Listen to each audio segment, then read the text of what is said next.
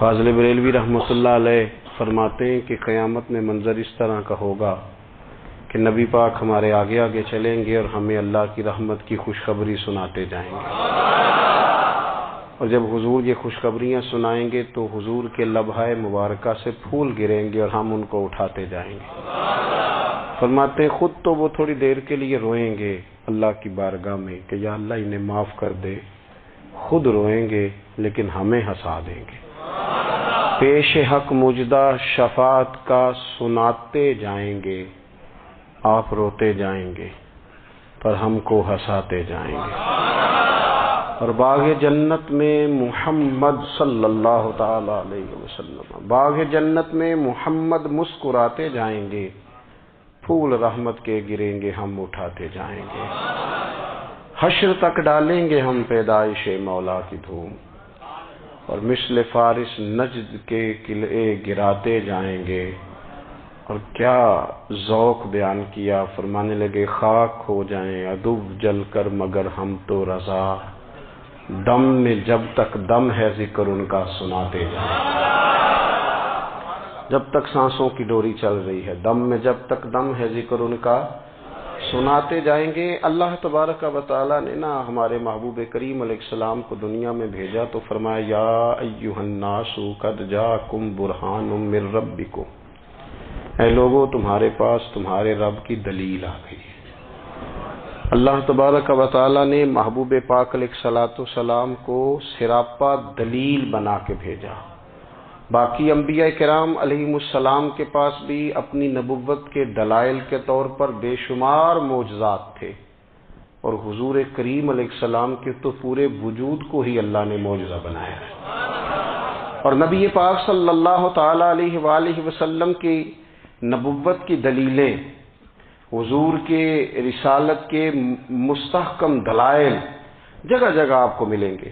سب سے پہلی چیز تو یہ سمجھنے والی ہے کہ نبی پاک علیہ السلام نے جس چیز کو سب سے پہلے اپنی نبوت کی دلیل کے طور پر بیان فرمایا وہ حضور کا کردار ہے، سیرت ہے، عمل ہے، حضور کا لوگوں کے ساتھ رویہ ہے۔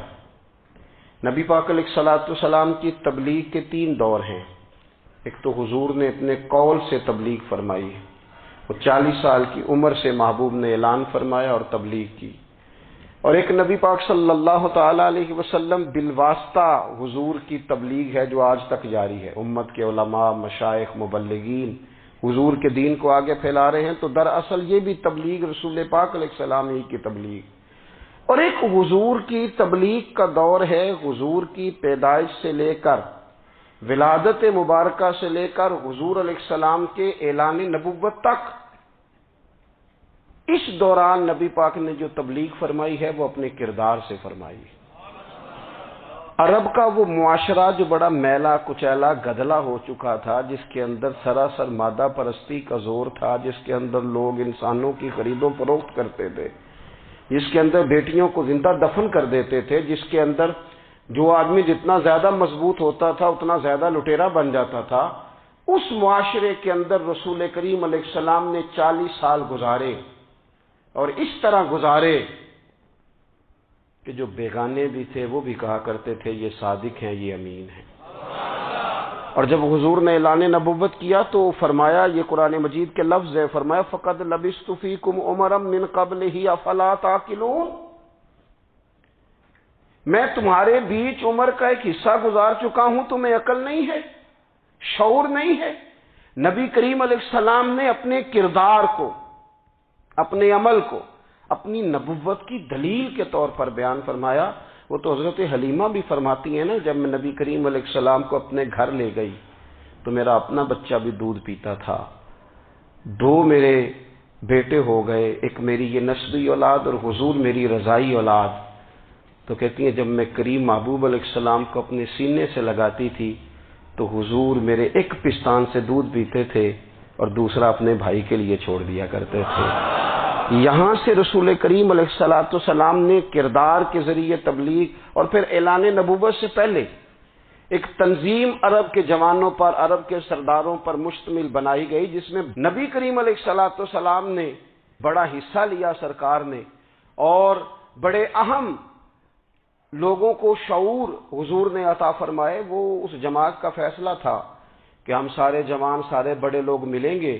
یہ حضور کے اعلان نبوت سے پہلے کی بات ہے۔ ہم بڑے لوگ ملیں گے، کسی بڑے کو کسی چھوٹے پر ظلم نہیں کرنے دیں گے، کسی آدمی کو کسی غریب کا حق نہیں کھانے دیں گے۔ حضور علیہ السلام نے نا اپنے کردار سے، اپنے عمل سے، اور آپ کا جو عمل ہوتا ہے نا وہ اصل ہوتا ہے۔ ایک ہوتا ہے آپ کوئی بات کرتے ہیں اور ایک ہوتا ہے کہ آپ کوئی عمل کرتے ہیں۔ آپ جب عمل کرتے ہیں تو عمل کے ذریعے بھی لوگوں تک بات پہنچتی ہے کہ دراصل آپ کا اٹھنا بیٹھنا چلنا پھرنا کیا ہے۔ میرے رسول کریم علیہ الصلوۃ والسلام کا اٹھنا بھی ایک نبی کا، بیٹھنا بھی ایک نبی کا، بات کرنا بھی ایک نبی کا، معاملات زندگی کرنا بھی ایک نبی کا، لین دین کرنا بھی ایک نبی کا۔ ایک شخص کہتے ہیں میں نے اعلان نبوت سے پہلے حضور علیہ السلام سے کوئی چیز خریدی تھی اور میں نے عرض کیا تھا آپ یہاں تشریف رکھیں، میں پیسے لے کے آتا ہوں۔ میں 3 دن کے بعد آیا۔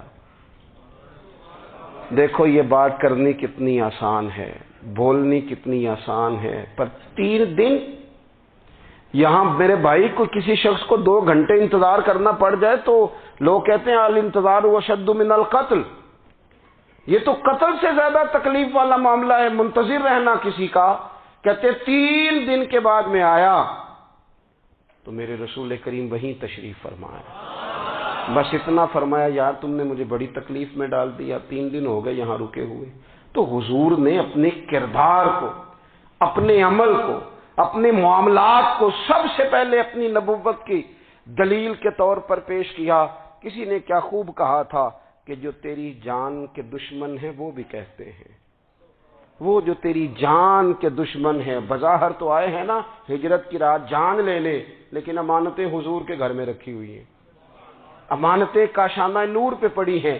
وہ جو تیری جان کے دشمن ہیں وہ بھی کہتے ہیں کہ امین تو ہے اور صداقت کی آبرو تو ہے، امین بھی تو ہے، صداقت کی آبرو تو ہے۔ تو پہلے کردار، پھر دوسری بات، اللہ تعالیٰ نے اپنے محبوب علیہ الصلوۃ والسلام کو اپنا مطلق نائب بنا کر، اپنا محبوب اعظم بنا کر، ویسے ہی سارے انسانوں کے بارے میں کہا وَإِذْ قَالَ رَبُّكَ لِلْمَلَائِكَةِ إِنِّي جَاعِلٌ فِي الْأَرْضِ خلیفہ، میں زمین میں اپنا نائب بنانے والا ہوں۔ لیکن حضور علیہ السلام تو محبوب ہے نا، حضور کی نیابت تو محبوبیت کے درجے پر فائز ہے۔ تو رسول پاک کو رب کریم نے اس طرح کا بنا کے بھیجا کہ حضرت عبداللہ ابن رواحہ رضی اللہ تعالیٰ عنہ بیان فرماتے ہیں کہ اگر حضور کوئی معجزہ نہ بھی دکھاتے، نبی کریم علیہ السلام سے کوئی اعجاز لوگ نہ بھی دیکھتے، تو محبوب کا تو چہرہ ہی اس طرح کا تھا، لوگوں نے دیکھتے جانا تھا اور کلمہ پڑھتے جانا تھا۔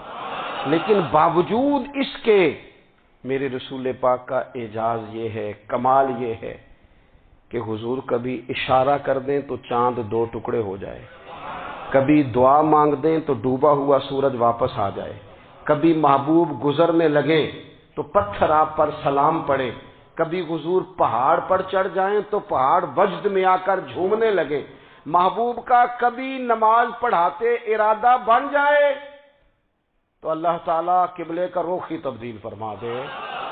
کیا خوبصورت سوچ ہے اور کیا نظریہ دیتے ہیں بریلی کے امام۔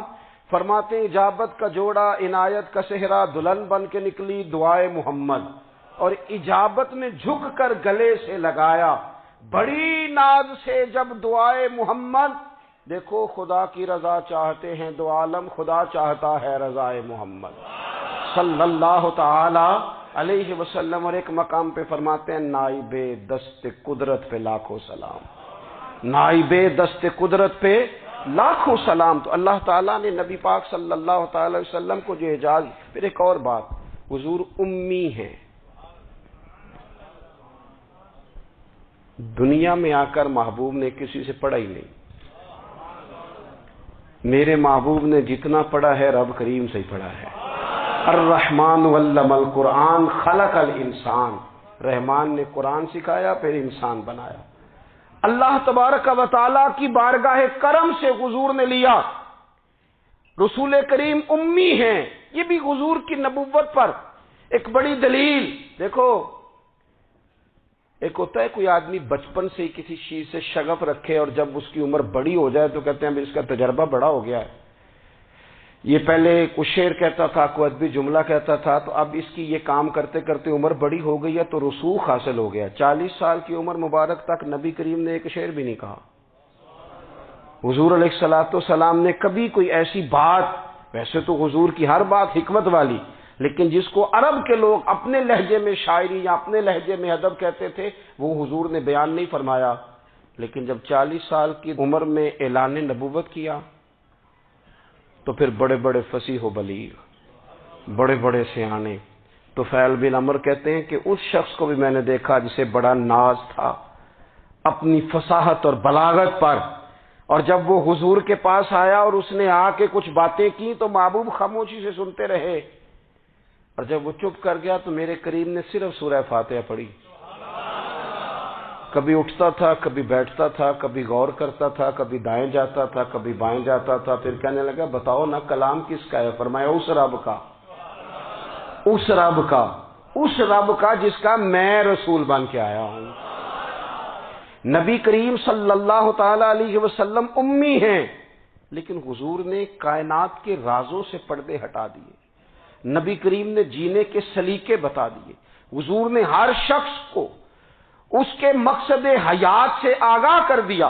نبی کریم علیہ السلام نے وہ فلسفہ حیات بیان کیا کہ لوگوں کو صرف جینے میں ہی مزہ نہیں آیا، مرنے میں بھی مزہ آنے لگا. لوگ آگے بڑھ بڑھ کے جانیں پیش کرنے لگے، اپنی اولادیں قربان کر، جو فلسفیوں سے کھل نہ سکا اور نکتہ وروں سے حل نہ ہوا، وہ راز ایک طیبہ والے نے بتلا دیا چند اشاروں میں. محبوب کریم امی ہیں، لیکن حضور نے اس طرح دنیا کو سکھایا، اس طرح دنیا کو پڑھایا، اس طرح حضور نے علم کے چراغ اور دیپ روشن کیے کہ قیامت تک جسے روشنی ملے گی نا، اسے صرف دروازہ مصطفیٰ سے ملے گی، اسے رسول کریم علیہ السلام کے در دولت سے ملے. کچھ لوگوں نے کہا کہ اپنے پاس سے آیات بنا کے لاتے ہیں، اپنے گھر میں بیٹھ کے دعوے کر لینا تو کوئی مشکل کام نہیں نہ ہوتا، سارے لوگ ہی کر لیتے ہیں. بلکہ وہ ہمارے ایک بزرگ کہا کرتے تھے، خیالی پلاؤ پکائیے تے گھیو کدے بھی کٹ نہ پائیے، کیونکہ کون سا پیسوں کا ڈالنا ہے، زیادہ ڈالیں آپ اور زیادہ ڈالیں. بہت سارے لوگ ہیں آج بھی، کچھ لبرل ہیں بیچارے، کچھ دین بیزار طبقہ ہے، وہ کہتے ہیں جناب ہمیں تو جدید باتیں بتائیں، ہمیں تو نئے اسلوب کے مطابق لے کے چلے، ہمیں تو او بھائی سن، میرے نبی پاک علیہ السلام نے فرمایا میرا قرآن کبھی پرانا نہیں ہوگا. اسے پڑھ کے دیکھ، اس کی جدت کا حسن دیکھ، یہ تو کھلا ہوا باغ ہے. تو ایک دفعہ اس کے قریب آئے گا تو خوشبو ملے گی، دوسری دفعہ آئے گا تو اس سے زیادہ تازی ملے گی. ایک دفعہ پھل کھائے گا تو مزیدار ہوگا، اور دوسرا کھائے گا ہو سکتا ہے شکل ملتی جلتی ہو لیکن ذائقہ بڑا نرالا ہوگا. تو تو صحیح نا. جب کچھ لوگوں نے کہا یہ خود سے بنا کے آیات لاتے ہیں تو فرمایا وَإِن كُنتُمْ فِي رَيْبٍ مِّمَّا نَزَّلْنَا عَلَىٰ عَبْدِنَا فَأْتُوا بِسُورَةٍ مِّن مِّثْلِهِ. اگر تمہیں کوئی شک ہے اس میں جو ہم نے اپنے بندہ خاص میں نازل کیا ہے تو تم بھی اس جیسی ایک آیت بنا کے لاؤ. اور چلو چیلنج کھلا ہی دے دیا، فرما وَادْعُوا شُهَدَاءَكُم مِّن دُونِ اللَّهِ. اللہ اور اللہ والوں کو چھوڑ دو، تفسیری ترجمہ عرض کر رہا ہوں، یعنی صحابہ کو چھوڑ دو، حضور کے ماننے والوں کو چھوڑ دو، باقی ساری دنیا کے کافر اکٹھے ہو جاؤ، ایک آیت بس قرآن جیسی لے کے آؤ، ایک آیت لے کے آؤ. ان کنتم صادقین، اگر تم سچے ہو. جوانوں سنو، کہا ایک آیت، اور یہ چیلنج آج تک قرآن مجید کا موجود ہے، آج تک. وَإِن كُنتُمْ فِي رَيْبٍ مِّمَّا نَزَّلْنَا عَلَىٰ عَبْدِنَا فَأْتُوا بِسُورَةٍ مِّن مِّثْلِهِ. تم قرآن کے مقابلے کی ایک صورت لے کے آؤ اور سارے حمایتی اکٹھے کر لو اپنے. ان کنتم صادقین، اگر تم سچے ہو. جواب تو ادھر سے آنا تھا نا، لیکن کائنات کے رب نے جواب بھی خود دیا. فرمایا فَإِن لَّمْ تَفْعَلُوا وَلَن تَفْعَلُوا. اگر تم نہ لا سکے، اور فرمایا تم لا سکتے بھی نہیں. اگر تم نہ لا سکے اور تم لا سکتے بھی، نہ خنجر اٹھے گا نہ تلوار تم سے، یہ بازو میرے آزمائے ہوئے ہیں. وَلَن تَفْعَلُوا، تم لا بھی نہیں سکتے.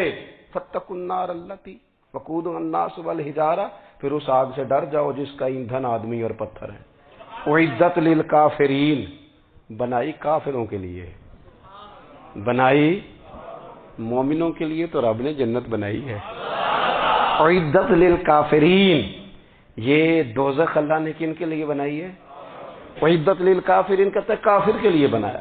تو اللہ تبارک و تعالی نے میرے رسول پاک صلی اللہ تعالی علیہ وسلم کو وہ کتاب عطا فرمائی، اور پھر حضور کی فصاحت و بلاغت، معرفت۔ دیکھو ایک ہوتا ہے گھنٹوں باتیں کرنا، ایک ہوتا ہے کئی کئی والیم پر مشتمل، کئی کئی جلدوں پر مشتمل کتب کا لکھنا، اور ایک ہوتا ہے کسی بندے کا ایک بات کرنا اور سامنے والے کی طبیعت کو اتنا جگا دینا کہ اگلی بات فوراً ہی اس کی سمجھ میں آ جائے۔ اور حضور نہ کسی کی انا کو نہیں جگاتے تھے۔ ہم بعض اوقات کسی سے خطاب کرتے ہیں، بات کرتے ہیں تو سامنے والے کی انا کو جگا دیتے ہیں، ٹھیس پہنچاتے ہیں، وہ کہتا چل پھر تگڑا ہو جا، میں بھی آیا۔ حضور انا نہیں جگاتے تھے، میرے نبی پاک ضمیر جگاتے تھے تاکہ وہ شخص فیض حاصل کر سکے، اسے کچھ ملے۔ نبی کریم کا جو انداز تکلم ہے وہ اس طرح کا ہوتا تھا کہ انسان خود بخود کھل اٹھتا تھا کہ مطلب یہ بات ہونے کیا لگی ہے، مطلب حضور کیا فرمانے لگے۔ نبی کریم صلی اللہ تعالی علیہ وسلم، ایک دن محبوب کریم نے صحابہ کے بیچ حضور کی فصاحت و بلاغت دیکھے، فرمایا محبوب نے کتنا نادان ہے وہ شخص جو اپنے ماں باپ کو گالی دے۔ کھلی ہو گئی لوگوں کی آنکھیں، کان کھڑے ہو گئے کہ یا رسول اللہ کون ایسا بدبخت ہے جو ماں باپ کو گالی دے گا۔ اب جب سوالات ذہنی سطح پر پوری طور پر ابھر گئے نا، تو اب رسول کریم نے بات سمجھائی، یہ ہے فصاحت و بلاغت، تیرے آگے ہیں یوں دبے لچے فصحاء عرب کے بڑے بڑے، کوئی جان منہ میں زبان نہیں بلکہ جسم میں جان نہیں۔ یا رسول اللہ کون ایسا نالائق ہے جو ماں باپ کو گالی دے؟ اب جب ذہنی سطح یہاں تک ابھر آئی تو اب حضور نے سمجھایا، فرمایا جب تم کسی کے ماں باپ کو گالی دو گے نا تو وہ بھی تو جواب میں تمہارے ماں باپ کو دے گا نا، تو فی نفس ہی یہ تم نے خود ظلم کیا ہے اپنے ماں باپ پر۔ کیوں تم نے ایسا لہجہ اختیار کیا کہ جس سے سامنے والے کی انا جاگ جائے اور وہ تمہارے مقابلے میں آ کر کے کھڑا ہو جائے؟ کیوں تم نے اس طرح کے انداز اختیار کیے کہ جس سے سامنے والا بھی سارے پنجے کھڑے کر کے باہر نکل آئے اور کہے آ جاؤ پھر میں ابھی میدان میں حاضر ہوں؟ رسول کریم کی فصاحت، بلاغت دیکھیں نا، حضور دو چار جملوں میں ساری بات سمجھا جاتے ہیں۔ ایک حدیث پاک اگر ہماری سمجھ میں آ جائے، ایک روایت نبی پاک صلی اللہ تعالی علیہ وسلم نے فرمایا خوبصورت مسلمان وہ ہے جو بے مقصد باتوں کو چھوڑ دے۔ لو اس سے پوری زندگی سجائی جا سکتی ہے، ایک جملے سے پوری زندگی سواری جا سکتی ہے، کوئی لمبی چوڑی باتوں میں جانے کی ضرورت نہیں۔ کہا خوبصورت مسلمان یہ ہے جو بے مقصد باتوں کو چھوڑ دے، لا یعنی باتوں کو، کیا کہتے ہیں ہمارے دیہات کے لوگ، جڑے پنڈ جانا نہیں اودا راہ پوچھنے دی، لیکن آج کل لوگ باز آندے یعنی جس بات کا بالکل تعلق نہیں نا وہ بات بھی کرتے جاتے ہیں، جس کا شعبہ ہی نہیں وہ بھی چھلانگ لگا لگا کے اس میں آ جاتا ہے۔ ہم اپنا وقت ضائع کرتے ہیں، اپنی صلاحیتیں ضائع کرتے ہیں، اپنا نقصان کرتے ہیں۔ ہم اپنا کام صحیح کر کے نہیں کرتے اور دوسری ساری دنیا کو ٹھیک کرنا چاہتے ہیں۔ او بھائی آپ جس جگہ جس شعبے سے تعلق رکھتے ہیں آپ اپنے معاملات میں مضبوطی پیدا کریں۔ حضور نے اپنی فصاحت کے ساتھ، بلاغت کے ساتھ لوگوں کو قائل کیا، اور قرآن مجید کی تاثیر کا یہ اثر میرے کریم رسول نے دکھایا کہ رات کو جب حضور بیٹھ کے قرآن پاک پڑھتے تھے نا، جب یاسین والے نبی خود یاسین کی تلاوت کریں، جب طٰہٰ والے محبوب خود طٰہٰ کی تلاوت کریں، غور کرو نا، جب مدثر والے محبوب خود ان جملوں کو ادا کریں، یعنی جن کے بارے میں آیت آئی ہے جب وہی یہ آیت پڑھیں کہ انا اعطیناک الکوثر، یعنی جن کا ذکر ہو رہا ہے جب وہ یہ بات کریں کہ یا ایھا النبی انا ارسلناک شاہدا ومبشرا ونذیرا لتؤمنوا باللہ ورسولہ وتعزروہ وتوقروہ وتسبحوہ بکرۃ واصیلا، جن کے بارے میں آیت آئی ہے جب وہ یہ کہہ رہے ہوں کہ ورفعنا لک ذکرک، جب وہ کہہ رہے ہوں والضحیٰ واللیل اذا سجا، ذرا اس کیفیت کو دیکھیں جب محبوب خود پڑھ رہے ہوں، اور جو حضور پر آئی ہیں اس کا ذائقہ، اس کا لطف، اس کا انداز بھلا کیا ہوگا۔ حضور جب رات کو پڑھتے تھے نا قرآن پاک، تو جو پکے کافر تھے نا، ابو جہل جیسے لوگ، وہ بھی جھاڑیوں میں چھپ چھپ کے مدینے والے کی تلاوت سنا کرتے تھے، حضور کی تلاوت سنا کرتے تھے۔ یہی بہتر ہے کہ پردوں میں وہ پردہ پوش رہے، وہ اگر پردے ہٹا دے تو کسے ہوش رہے۔ رسول کریم علیہ السلام کی تلاوت کا سننا، قریب جانا، یہ اعجاز ہے۔ حضرت فاروق اعظم کہتے ہیں میں طبیعت کا بڑا ڈاڈا تھا، مزاج کا بڑا سخت تھا، زندگی ہمیشہ ڈٹ کر گزاری، باتوں پر کھڑا رہنا آتا تھا، پر جب میری بہن نے مجھے چند آیتیں سنائی نا تو میں تڑپ ہی گیا۔ گھروں آیا سا مار مقامنے نو، ہن مینو مار دے لے چلو، اوے متے عمر دی عمر برباد ہو جائے جتھے عمر سوار دے لے چلو۔ یہ اعجاز ہے رسول کریم صلی اللہ تعالی علیہ وسلم پر نازل ہونے والی کتاب کا۔ پھر حضور نے خبریں دی، نبی پاک نے خبریں دی۔ حضور نے فرمایا روم فتح ہوگا، وہ ہوا۔ نبی کریم علیہ السلام نے فرمایا شام فتح ہوگا، تو شام فتح ہوا۔ فرمایا ایران فتح ہوگا، تو ایران فتح ہوا۔ سراقہ بن مالک کہتے ایک گاؤں پر بھی مسلمانوں کی حکومت نہیں تھی، ایک گاؤں پر۔ حضور مکہ مکرمہ سے نکل رہے تھے، مدینہ طیبہ تشریف لے جا رہے تھے، ابھی راستے میں تھے، میں 100 سرخ اونٹوں کے لالچ میں معاذ اللہ حضور کو گرفتار کرنے پہنچ گیا۔ محبوب نے حکم دیا، حضور کا معجزہ میں نے آنکھوں سے دیکھا، میرا گھوڑا زمین میں دھستا چلا گیا، میں نے معافی مانگی، حضور نے معاف کر دیا۔ میں نے سمجھا اچانک ہو گیا ہے۔ یہ منوانا بھی بڑا مشکل کام ہے۔ شجر و حجر پہچان گئے، انسان کی نظروں میں شاکی رہا۔ یہ کچھ ایسے لوگ ہیں جن کو منوانا توبہ توبہ، ماننے کو تیار نہیں، دیکھ دیکھ کے بھی ماننے کو تیار ہے نہیں، ماننے کو تیار ہی نہیں۔ کہتے ہیں کہ میں نے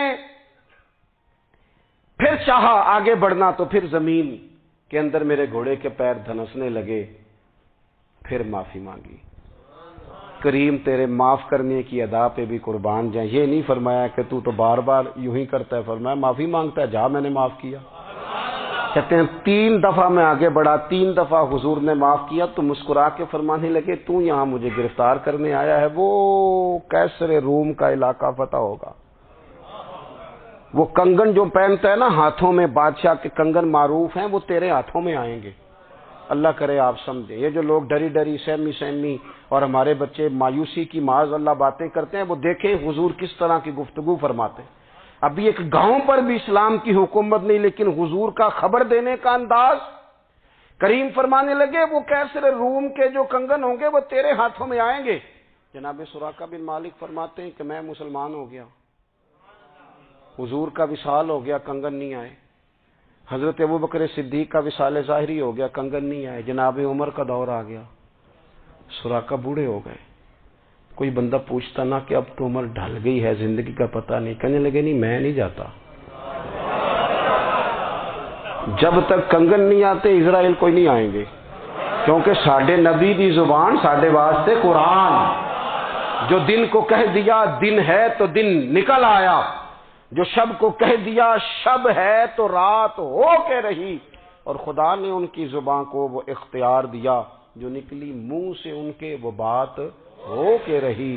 اور فاضل بریلوی کا تو انداز ہی پھر انوکھا ہے نا، وہ تو کہتے ہیں وہ زبان جس کو سب کن کی کنجی کہے، جس کو سب کن کی کنجی کہیں، اس کی نافذ حکومت پہ لاکھوں سلام۔ کہنے لگے نہیں آتے حضرت اسرائیل، فکر نہ کرو، بوڑھے ہو گئے تھے، نکلنا گھر سے بند کر دیا تھا، حضرت عمر کا دور تھا، کنگن آ گئے۔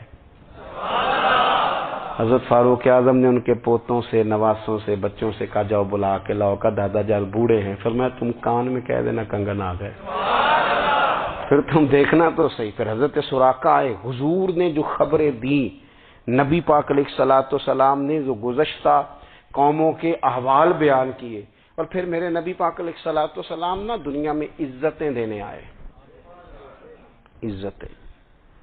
یہ مزاج ہمیں کم کرنا چاہیے، یہ جو ہم ساری زندگی اس کام میں لگا دیتے نا کسی کو نیچا کیسے دکھانا ہے، یہ انداز حضور نے نہیں ہمیں دیا۔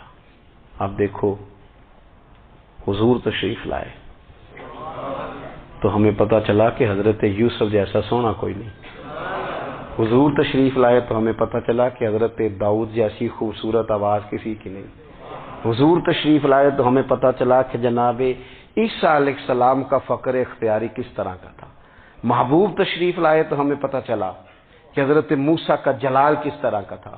یہ تو حضور آئے تو نبی پاک علیہ السلام نے اس کی بھی عظمت بیان کی، اس کی بھی شان بیان کی، حضور نے بتایا کہ ابو بکر صدیق کی شان کیا ہے، فاروق اعظم کا مرتبہ کیا ہے، عثمان غنی کی حیا کیا ہے، مولا علی کی شجاعت کیا ہے، اہل بیت نبوت کی عظمت کیا ہے۔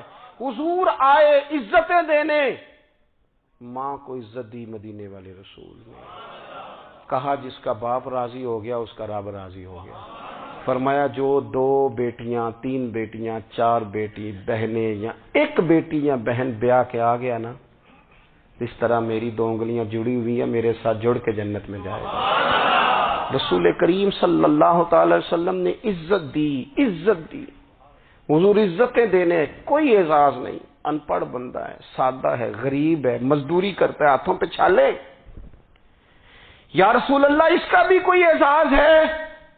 قربان جائیں، میرے کریم نے عزت دی، فرمایا محنت کر کے روزی کمانے والا تو اللہ کا دوست ہے، یہ اینٹیں اٹھانے والا، یہ مشقتیں کرنے والا، یہ صبح دیہڑی پہ جانے والا، یہ بیچارہ جو اچار سے روٹی کھاتا ہے، تو نے ہر شخص کی قسمت میں یہ عزت لکھی اور آخری خطبے کی صورت میں وصیت لکھی۔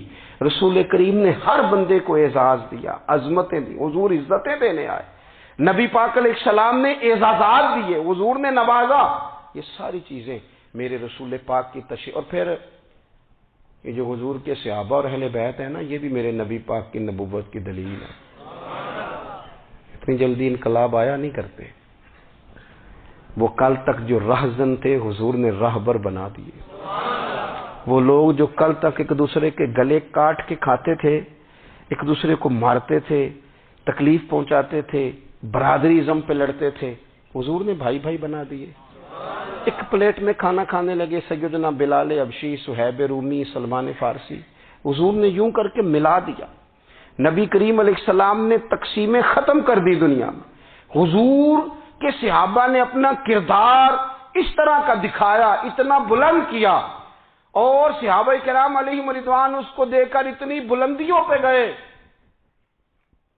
کہ گواہیاں اللہ کا قرآن دیتا ہے، فرمایا محمد الرسول اللہ والذین معہ اشداء علی الکفار رحماء بینہم تراہم رکعا سجدا یبتغون فضلا من اللہ ورضوانا، فرمایا یہ جو میرے محبوب کے ساتھ والے ہیں کافروں پر سخت ہیں، آپس میں نرم دل ہیں، تم جب بھی انہیں دیکھو گے سجدے کرتے دیکھو گے، رکوع کرتے دیکھو گے، تم انہیں دیکھو گے اللہ کی رضا کے متلاشی ہیں، انہیں ساری مادہ پرستی سے نکال کر محبوب نے رب کی رضا کے رستے پہ ڈال دیا۔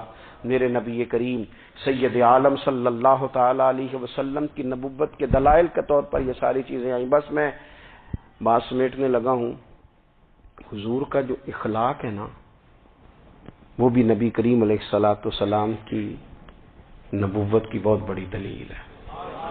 وَإِنَّكَ لَعَلَىٰ خُلُقٍ عَظِيمٍ، محبوب ہم نے آپ کو نا خلق عظیم کا مالک بنایا ہے۔ کچھ لوگ سمجھتے ہیں صرف آپ کا بولنے کا انداز ٹھیک ہو تو آپ با اخلاق ہیں، نہیں بھائی، بولنے کا انداز ٹھیک ہونا با اخلاق نہیں، سچ بولنا اخلاق کی علامت ہے۔ آپ کا حق بات کرنا اخلاق ہے، آپ کا صحیح گواہی دینا اخلاق ہے، آپ کا اللہ تعالی کی طرف سے آزمائش آنے پر صبر کا مظاہرہ کرنا اونچا اخلاق ہے۔ رب نعمت دے تو آپ کا وجود ڈھلتا جائے شکر میں، یہ اخلاق ہے۔ رب کریم اگر آپ کو کسی وقت کسی آزمائش میں اپنی حکمت سے ڈالتا ہے تو عزت نفس کو برقرار رکھنا، خودداری کو برقرار رکھنا، یہ اخلاق۔ نبی پاک نے اعلیٰ ترین اخلاق کی بات بتائی، اعلیٰ ترین۔ حضور نے لوگوں سے بیعت لیتے وقت کہا تھا میرے ہاتھ پر بیعت کرو، چوری نہیں کرو گے۔ نبی پاک علیہ السلام نے مختلف امور پر بیعت لی۔ حضرت حکیم بن حزام کہتے ہیں حضور نے میرے ہاتھ پہ ہاتھ رکھ کے کہا میرے ہاتھ پہ ہاتھ رکھ کے بیعت کرو کہ کسی دنیا دار سے سوال نہیں کرو گے، خودداری سے زندگی گزارو گے، عزت نفس جو رب نے تمہیں دیا ہے تم اس پر راضی رہو گے، لوگوں کی جیبوں کو ٹٹولنا، دوسروں کی دولتوں پہ راج کرنا، دوسروں کے مال پر نگاہیں ڈالنا اللہ کے حبیب نے پسند نہیں فرمایا۔ میں بیعت کرو کہ تم کبھی کسی سے سوال نہیں کرو گے، حد ہو گئی۔ نبھانے والوں نے پھر اس عہد کو نبھایا اور کمال کر دی۔ حضرت حکیم بن حزام گھوڑے پہ بیٹھے تھے، ہاتھ میں درہ تھا، وہ زمین پہ گر گیا، قریب غلام کھڑا تھا، حضرت حکیم بن حزام خود گھوڑے سے اترے، درہ اٹھایا، دوبارہ گھوڑے پہ بیٹھے۔ غلام عرض کرنے لگا حضور مجھے بتا دیتے میں اٹھا کے دے دیتا۔ آنکھیں چمک اٹھیں، فرمانے لگے کیسے بتا دیتا؟ اپنے رسول سے وعدہ کیا ہے کبھی کسی سے سوال نہیں کروں گا، کبھی سوال نہیں کروں گا۔ اللہ کے محبوب نے ہمیں اعلیٰ اخلاقی قدروں کی بات ہمیں سکھائی ہے۔ ہم دیکھتے ہیں کہ بڑی جلدی 2 4 5 لوگوں کے غصہ دلانے پر ہم ساری اخلاقی حدوں کو کراس کر جاتے ہیں۔ دوستو ہمارا ایک ویژن ہونا چاہیے، ہمارے ذاتی رویے بڑے معتبر ہونے چاہیے، لین دین کے معاملات کے اندر مسلمانوں کو بڑا صاف ستھرا ہونا چاہیے۔ ہمیں اپنی معاشی زندگی میں روزمرہ کے معاملات میں ہماری توجہات کا مرکز صرف اللہ رسول کی ذات ہونی چاہیے۔ رب کریم نے اپنی حکمت سے کسی کو کتنا دیا ہے یہ اس کی حکمت کے تقاضے ہیں۔ ہمیں اس نے جس رنگ میں جس حال میں رکھا ہے ہمیں اپنے رب کی رضا پر بہت زیادہ مطمئن ہونا چاہیے۔ اچھا پھر ایک اور بات، جن چیزوں کو ہم نے دکھ بنایا ہے نا یہ تو وہاں دکھ تھا ہی نہیں، مہینہ مہینہ چولہا نہیں جلا، لیکن کسی جگہ اظہار غربت ہے، حضور کی اولاد پاک کا یا صاحب کا یا ازواج کا، مہینہ مہینہ چولہا نہیں جلا۔ لیکن یہ اخلاق عالیہ کا حسن دیکھو، اپنے گھر مہینہ مہینہ چولہا نہیں جلا، جو مانگنے آیا اسے جھولی بھر کے عطا فرمایا، کوئی دروازے سے خالی نہیں گیا۔ عزیز بھائی اگر زندگی میں اخلاقی قدریں ہم اپنا لیں اور ہم تھوڑا تھوڑا کر کے اپنے آپ کو تبدیل کریں، ساری زندگی توجہ رہی کہ فلاں کیا کر رہا ہے فلاں کیا کر رہا ہے، تھوڑا سا گردن کو جھکا کے اپنے اوپر توجہ ڈالیں، اپنے آپ کو وقت دیں، حضور کے اخلاق عالیہ کی روشنی میں، تعلیمات حسنہ کی روشنی میں ہم اپنے کردار و عمل پر تھوڑی توجہ دیں۔ اس وقت بہت بڑی تعداد میں امت مسلمہ ہے، اور ایسا نہیں ہے کہ دولت نہیں ہے، دولت سے بھی سرشار ہیں۔ ہمارے ہاں بڑے بڑے انجینئر ہیں، بڑے بڑے ڈاکٹر ہیں، لیکچرار ہیں، ہمارے پاس بڑے بڑے ہاسپٹل ہیں، بڑا کچھ ہے، لیکن کردار و عمل کے بادشاہ، اپنی زندگی تقوی کی روشنی میں گزارنے والے، ان لوگوں کی تعداد کم ہے۔ اگر کوئی آج بھی سارے کام نیک کرے لیکن جائیداد میں سے بیٹی کا حق رکھ جائے، پھر اس نے کیا میلاد منایا؟ اگر آج بھی جو 2 4 لوگ بیچارے اس کے زیر دست ہیں، ملازمین ہیں، ان کے ساتھ اس کا رویہ انتہائی سخت ہو تو اس نے کیا میلاد منایا؟ اگر آج بھی وہ برادری ازم کی بنیاد پر دوستیاں کرے اور چھوٹے بڑے کی وہ تقسیم رکھے، جسے حضور نے فرمایا کہ قبیلے تو تعارف کے لیے، ورنہ کسی عربی کو اجمی پر، گورے کو کالے پر کوئی فضیلت نہیں۔ اگر کوئی آج بھی اس برادری ازم کا قائل ہے پھر اس نے کیا میلاد منایا؟ اگر کوئی شخص آج بھی اپنے آپ کو مادہ پرستی میں پوری طرح دھکیل چکا ہے اور رضا الہی کا مسافر نہیں بنا تو اس نے کیا میلاد منایا؟ اپنی طبیعتوں میں روحانی تبدیلی اور وہ خاص افکار جو حضور اپنے غلاموں میں پیدا فرماتے، ان افکار کو پیدا کرنا، سوچوں کو بدلنا، سوچوں کو، نظریات کو بدلنا، اپنے روزمرہ کے معاملات کا جائزہ لینا کہ ہم کس طرح آگے بڑھ سکتے ہیں اور کس طرح ہم ایک بہترین امتی اور ایک بہترین مسلمان بن سکتے ہیں، اس پر توجہ دینا، یہ میلاد ہمیں سبق دیتا ہے۔ اللہ تعالیٰ مجھے اور آپ کو عمل کی توفیق عطا فرمائے۔ آخر دعوایا ان